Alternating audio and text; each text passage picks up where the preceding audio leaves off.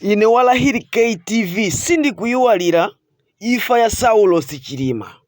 Ndipo sindikuyiwalira mafunso amene takhati kuzifunsa Malawi ponena kuti Black Box anasunga achakwera manena kuti ndege yafika ku Zuzu achimwendo alephera kukwera ndege chifukwa kuti munali anthu atazaza pamene ndegeyo anakwera anthu 9 okha imazaza ndi anthu 19 popeza IMCP anali ndi zigawenga anali ndi wamkulu wa nkhondo amene akabakira asilikali anali manja mwawo sopano nthawi yakwana tiziwe chomwe chinapha Chilima ku Chikangawa tiziwe amene ankatuma zigawenga zazikwanje akusowa munthu oti akachula chakwerawo andiyitane ine nawo zati ndatulukapo ndipita ndikanene kuti muyambe kaye mwaayitane achakwera adauza ziko umboni ulipo kunena kuti ndege inabwezedwa ku Zuzu ndi achakwerawo amutchule munthu amene anauza ndege inafika ku Zuzu pamene tiuzo kuti ndege sinafike ku Zuzu. Wachiwiri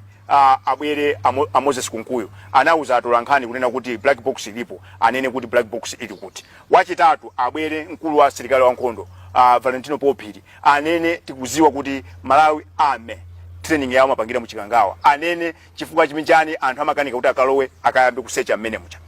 Wachitatu wa number 4 abwere Daud Suleiman akanene ndifukwa chani anakhasiza to free line pamene balali tawa anathimisa tawa ya ndani kodi mulonda amene amagadira tawa ija ali kuti. Munthu wachi 5 kuti abwere bwene apite Wanda Nsisa akanene ananena pa times kunena kuti mndege mnyamala UTM ka MCP munalibe koma achimwendo amafuna akwere ndi ndalembera kala alisha chimwendo panda it is on record. Tanenani Wanda wakunena kuti ali ndumbu unogwirika kuti inu mafuna mukwere ndege anakuza ndege yazaza ndani anakuza kuti malo mndege mucha mulibe ndege nakaso tibwerere tafusa achakwera kuti ndifukwa chani munkafuna periodic kuti azipanga update every 4 hours pamene mkuziwa kuti ndege mucha munali mafuta 2 hours. So tikatere ngani mene tikapeza mayankho ndiye no sono tibwere pa number 2 ngani ya usogoleri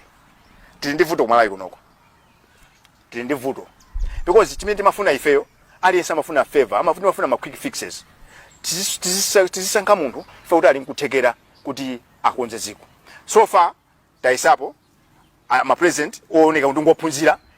enooneka kuti sanaphunzire amuthalika Amalawi akuvoterani chifukwa chokudalirani komanso kukukhulupirirani akudalirani kukukhulupirani kuposera ndi boma la Malawi Congress Party chifukwa IMCP ngati anapha vice president wawo ndiye kuti alibe chikondi ndi Amalawi alibe chikondi ni munthu wina aliyense komanso ngati anakanika kulongosola zenizeni za ku Chikangawa ngati achakwera ndi boma lawo analephera kumanga zigawenga zoonekera ndi maso zoti zikutema anthu achakwera sogolera alipo chakwera ndi nduna zake angatiuze bwino za ku Chikangawa. Ndiye tikupempha aboma la DPP kapena kuti DPP pamene mwalo waso boma pangani kafukufuku wokwanira kodi ku MCP amasokoneza ndani ni ndani amene anapha Saulos Chilima ndi ndani amene akasogolera zigawenga kuti zika za ziko lino lizikhala mozunzika kwambiri apita muthalika takudalirani ndi anyamata anu tifufuzireni bwinobwino amene ankaononga magalimoto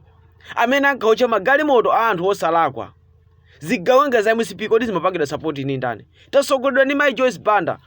komano Mai Joyce Banda sanaononge ziko lino ngati mene aonongera Dr. Lazarus Chakwera ndi boma lawo ndi nduna zawo wakulu wa nkhondo anangokhala mbutuma zenizeni sankagwira ntchito yofuna kuteteza zika za ziko lino anali busy kumateteza chipani cha Malawi Congress Party ndipo Amalawi tatopa talira tazunzika mokwanira imfa ya Saulos Chilima kuzifunsa mafunso osiyana koma sogolera wa ziko lino ndi nduna zake sanatifotokozere moveka bwino. Sitikutanthauza kunena kuti zigawengazi zimalakwa zigawengazi zimalakwa zikakhale kumene kumndende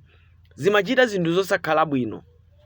Tikupempha boma la president athu apita wa muthalika timangireni zigawenga zonse tiziwe chilungamo cha ku Chikangawa ngakhala achakwera wakukhuzika nawonso akakhale kundende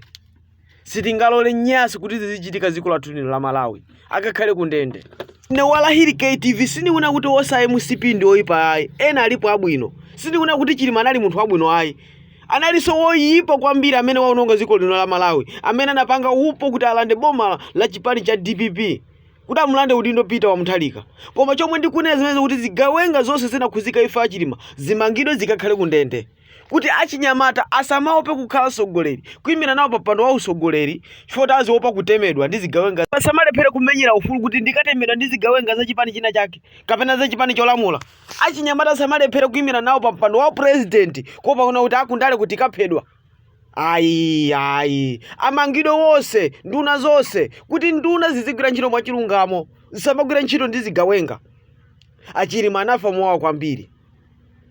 Achilima anafa mowawa kwambiri. Sili kunena kuti Chilima anali munthu wabwino kwambiri ayi. Anali woyipaso wononga dziko lathu lino la Malawi. Koma tikufuna tithetse mchitidwe wopana pa chifukwa cha ndale, wochosana moyo pa chifukwa cha ndale. Wina aliyense ali ndi ufulu okhala ndi moyo.